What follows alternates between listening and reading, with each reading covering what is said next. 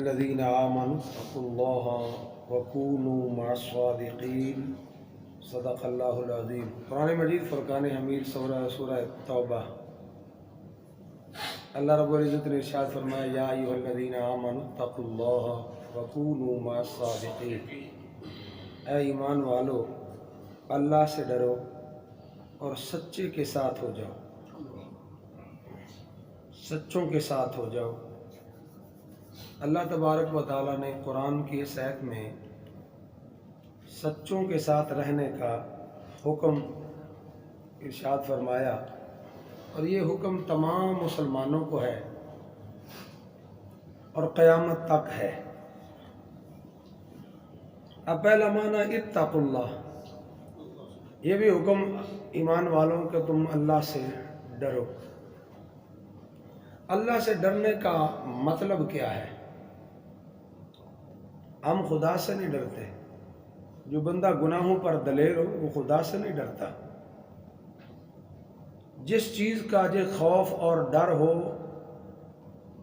بندہ اس چیز کے خلاف نہیں جاتا۔ اگر ہمیں اللہ کا ڈر ہوتا تو کبھی بھی ہم گناہ نہ کرتے۔ جب بندہ گناہ کرتا ہے تو مطلب یہ ہے کہ یہ خدا سے نہیں ڈرتا، اسے خدا کے عذاب کا خوف نہیں ہے، خدا کے محبت میں رہنے کی اسے خواہش نہیں ہے کہ اللہ تبارک و تعالیٰ کے سایہ رحمت میں رہے، کیونکہ جھوٹے شخص پر اللہ سایہ رحمت نہیں رکھتا، اس سے اٹھا لیا جاتا ہے۔ اگر یہ خدا سے ڈرتا تو جھوٹ نہ بولتا، اگر خدا سے ڈرتا تو کسی کی غیبت نہ کرتا، اگر خدا سے ڈرتا تو کسی کا حق نہ کھاتا، اگر خدا سے ڈرتا تو چوری نہ کرتا، اگر خدا سے ڈرتا تو ڈاکہ نہ ڈالتا، اگر خدا سے ڈرتا تو حسد نہ کرتا، اگر خدا سے ڈرتا تو کسی مسلمان کے بارے میں بدگمانی یا اس مسلمان کے بارے میں بغض نہ رکھتا۔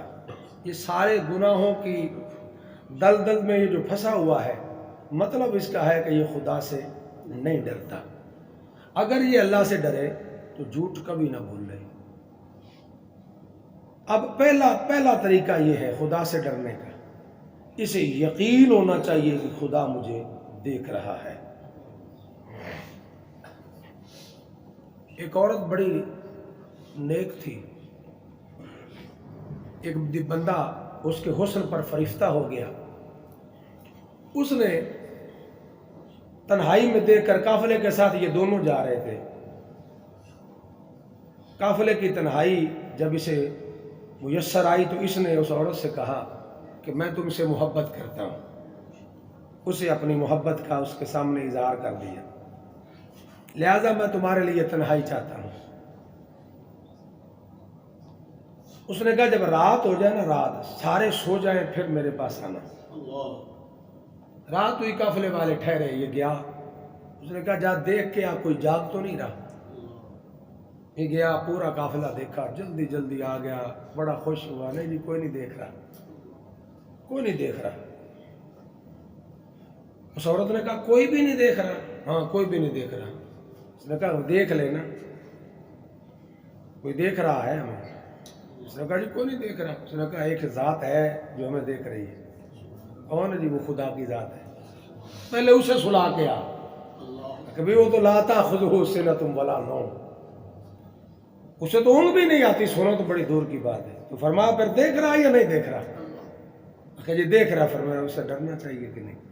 اس بندے کا جوڑ کانپنا شروع ہو گیا جب اس عورت نے کہا اسے، تو اس کا جوڑ اللہ کے خوف کی وجہ سے کانپنا شروع ہو گیا۔ ایک عورت ہو کر خدا سے ڈرتی ہے اور میں مرد ہو کر خدا کا کوئی خوف نہیں مجھے۔ اس نے سچے دل سے توبہ کی، عورت کو چھوڑا اور اللہ کا پیارا بندہ بن گیا۔ یہ ہے ڈرنا۔ اب یہ ڈرنے کا طریقہ کہاں سے آیا؟ کونوا مع الصادقین۔ اس نیک عورت کی صحبت کی وجہ سے، اس کی بات کی وجہ سے اللہ تبارک و تعالیٰ نے اس بندے کو توبہ کی توفیق دے دی۔ اب یہ خدا سے ڈرنا ہے۔ ہم تو بھائی سارے گناہ لیے پھرتے ہیں اور کہتے ہیں خدا سے ڈرنا، یہ تو نفاق ہے۔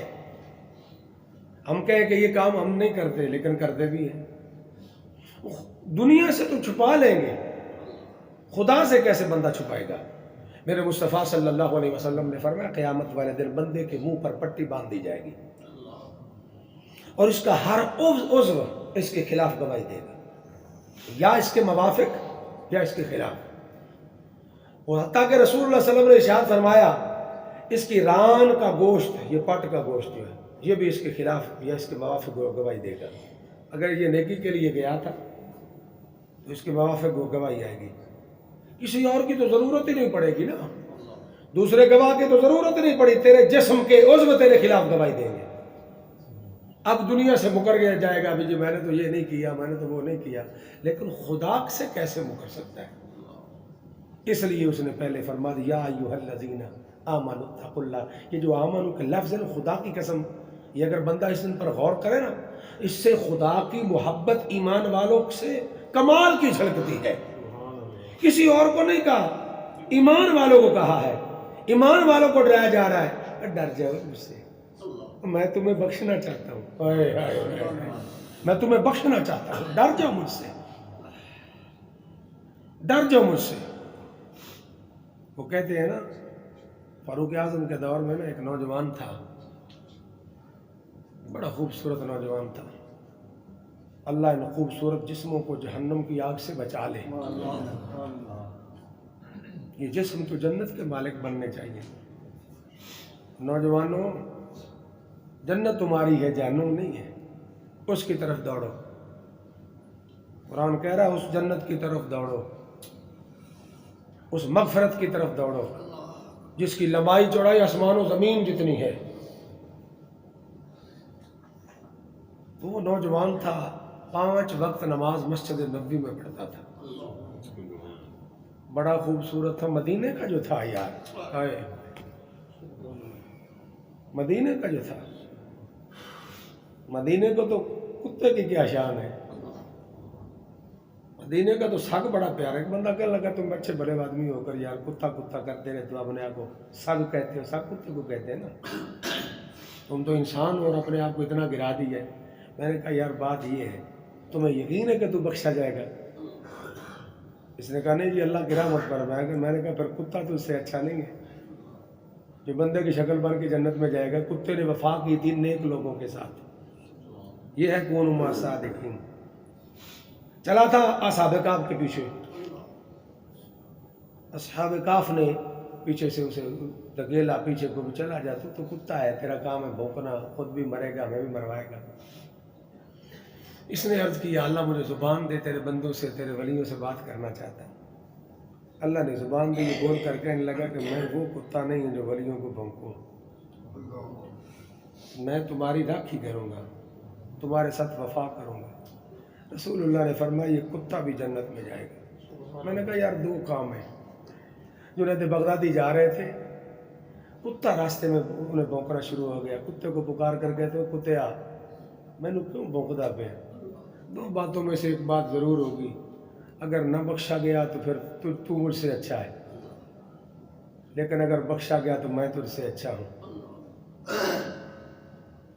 میں نے کہا کہ کتا تو یقیناً جنت میں جائے گا، اصحاب کہف کا کتا جنت میں جائے گا، اور تجھے اتنا یقین نہیں ہے کہ میں جنت میں جاؤں گا یا نہیں جاؤں گا، تو پھر کتا تو اس سے اچھا ہوا، تو کتے سے کیسے اچھا ہو گیا؟ اگر کتا ولیوں سے وفا کر رہا ہے، ان کے ساتھ رہ رہا ہے، ان کے ساتھ اس نے ساتھ نہیں چھوڑا، کونوا مع الصادقین، سچوں کے ساتھ رہا۔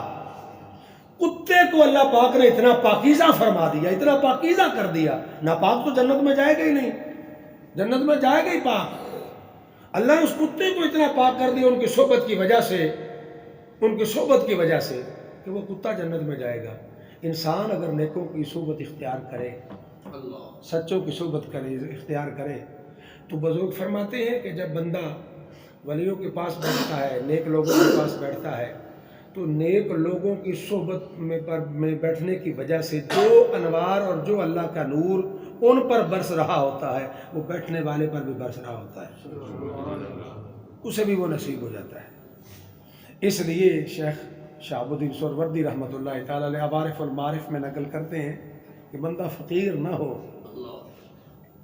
بندہ فقیر نہ ہو، فقیروں جیسی وضاقت اختیار کر لیں. خواہش ہو چل پڑے بندہ اس راستے پر، چل پڑے راستے پر. تو فرمایا وہ فقیر ہے نہیں لیکن فقیروں جیسے اس نے طریقہ اختیار کر دیا، ان کی وضاقت اختیار کر لی. قیامت والے دن یہ بھی فقیروں کے زمرے میں اٹھایا جائے گا. اور میں جب بھی فقیر کی بات کروں یہ اپنے ذہن میں رکھ لیا کرو، وہ میں یہ مانگنے والوں فقیروں کی بات نہیں کر رہا، میں تو اس فقیر کی بات کر رہا ہوں جو رسول اللہ کا غلام ہے، اس فقیر کی بات کر رہا ہوں. رسول اللہ صلی اللہ علیہ وسلم تشریف فرما تھے نا، تو آپ نے فرمایا بھائی حضور کے آخری ایام تھے اس دنیا میں، حضور مسجد میں آئے، میرے مصطفیٰ نے فرمایا بھائی اگر میں نے کسی کے ساتھ زیادتی کی ہو تو بدلہ لے لو. معلم کائنات ہے، سکھانے کے لیے آئے تھے اور سکھانے والا سزا بھی دے سکتا ہے. کمال کی زندگی ہے میرے مصطفیٰ کی، کمال کی سیرت ہے مصطفیٰ کی، خدا کی قسم کمال کا دل ہے مصطفیٰ کا. فرمایا جس نے مجھ سے بدلہ لینا لے لو. ایک بندہ پیچھے تھا کھڑا ہو گیا، اس نے کہا جی میں نے بدلہ دے. آپ نے فرمایا لے لے بدلہ. کیا لینا ہے؟ میں نے کیا کیا تھا؟ یا رسول اللہ ایک مرتبہ آپ نے مجھے چھڑی ہوئی تھی، چھڑی ماری تھی مجھے. وہ سب میں تھے نا، سب ان کا پیٹ آگے نکلا تو زور نے چھڑی تھوڑی لگائی، چوب لگائی کہ پیچھے سب میں برابر ہو جاؤ. یا رسول اللہ علیہ وسلم مجھے بدلہ چاہیے. حضور نے فرمایا آجا لے لے بدلہ. وہ کہنے لگا یا رسول اللہ جب آپ نے مجھے چھڑی چپ ہوئی تھی نا تو میرے جسم پر قمیض تھی، آپ نے قمیض مبارک زیب تن فرمایا اس پہلے ہی سے اتارے، آئے آئے پہلے ہی سے اتارے. میرے مصطفیٰ نے قمیض مبارک اٹھا دی، فرمایا لے لے بدلہ. یا رسول اللہ میرے ہاتھ میں چھڑی نہیں، آپ کے ہاتھ میں چھڑی تھی. حضور نے گھر بھیجا علی کو، فرمایا چھڑی لے گئے. صدیق اکبر کی چیخیں نکل گئی، کھڑے ہو گئے، ہاتھ جوڑ کر کھڑے ہو گئے، میرا جسم حاضر ہے، مجھے مار دے لیکن میرے مصطفیٰ کے جسم اقدس پر چھڑی نہ لگانا. اس نے کہا بیٹھ جائیے، تھے میرا اور میرے مصطفیٰ کا معاملہ ہے. فاروق اعظم کھڑے ہو گئے، مجھے جو سزا دینی ہے دے لے، میرے مصطفیٰ کو کچھ نہ کہنا. دل نکل گئے ہوں گے جسم سے، میرے سرکار کو کچھ نہیں کہنا. اس نے کہا یہ میرا اور میرے مصطفیٰ کا معاملہ، آپ بیٹھ جائیں. عثمان ذی النورین کھڑے ہو گئے، انہوں نے کہا یار چھڑیاں مار مار کر میرا جسم لو لوہان کر دے، کچھ نہیں کہوں گا، حضور کو کچھ نہیں کہے. انہوں نے کہا نہیں یہ میرے مصطفیٰ کا معاملہ ہے. امام حسن اور حسین کو علی پکڑ کر لے آئے، یہ میرے بچے ہیں چھوٹے، ان کو مار دے یار لیکن میرے مصطفیٰ کو کچھ نہ کہے.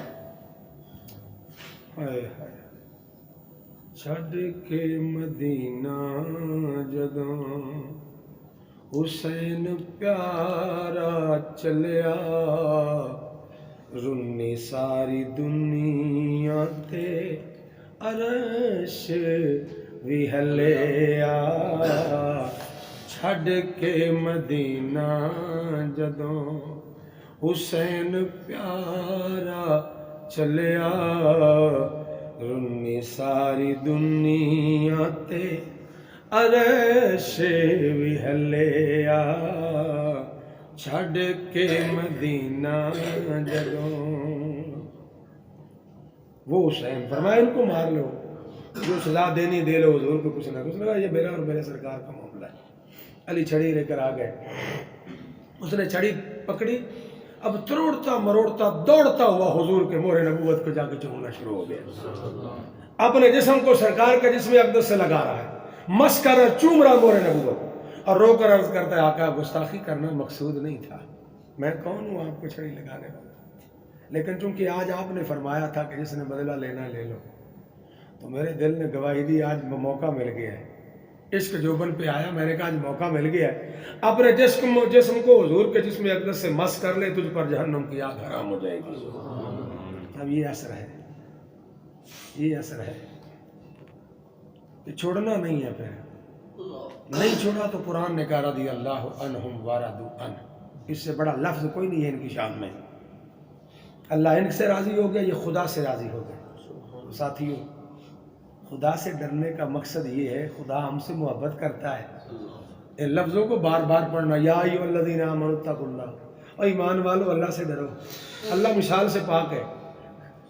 یہ لفظ عموماً طور پہ ماں باپ اولاد کی اصلاح کے لیے بولتے ہیں. اب پتر نہ کریں، اب وہ ترج نہ کرے. کسی سے پوچھ لو یار یہ بار بار اولاد کو کیوں جھڑکتا ہے, اور یار میری اولاد کسی پٹھے پاسے نہ چلی جائے, نقصان میں نہ چلی جائے. اللہ مثال سے پاک ہے. اللہ اپنے بندے سے اتنی محبت کر رہا ہے, اتنی محبت کر رہا ہے, اسے روک رہا ہے, یا گناہ بھی نہ کر, اے بھی نہ کری, جہنم میں جائے گا, میں تمہیں بخشنا چاہتا ہوں, میں تمہیں جنت میں لے جانا چاہتا ہوں, میں چاہتا ہوں تو جنت میں چلا جائے. تو ہمیں چاہیے ہم اللہ کی رضا کے مطابق عمل کریں اور اللہ کی بات مانیں تاکہ اللہ خوش ہو جائے. اللہ خوش ہو جائے. کام ہم نے اپنا کرنا ہے, فائدہ ہم نے اپنا سوچنا ہے, جہنم سے ہم نے بچنا ہے. راضی خدا اس کا رسول ہو رہے ہیں. حضور نے فرمایا کہ ہر جمعرات اور پیر والے دن تمہارے اعمال میرے سامنے پیش ہوں گے. گناہ ہے تو توبہ کروں گا, استغفار کروں گا اللہ سے, تمہارے لیے معافی کا طالب ہو جاؤں گا. نیکیاں ہوں گی تو خوش ہوں گا, اللہ کا شکر ادا کروں گا. اب یہ سوچنا تو ہمیں چاہیے کہ ہم کون سا عمل حضور کی بارگاہ میں بھیجیں, انہیں راضی کرنے کے لیے یا انہیں پریشان کرنے کے لیے. ہمیں چاہیے ہم حضور کو راضی, ہمارے عمل جائیں ان میں نیکیاں ہوں, ان میں سچ ہو, ان میں اچھائیاں ہوں, برائیاں نہ ہوں, تاکہ مصطفیٰ راضی ہو جائے.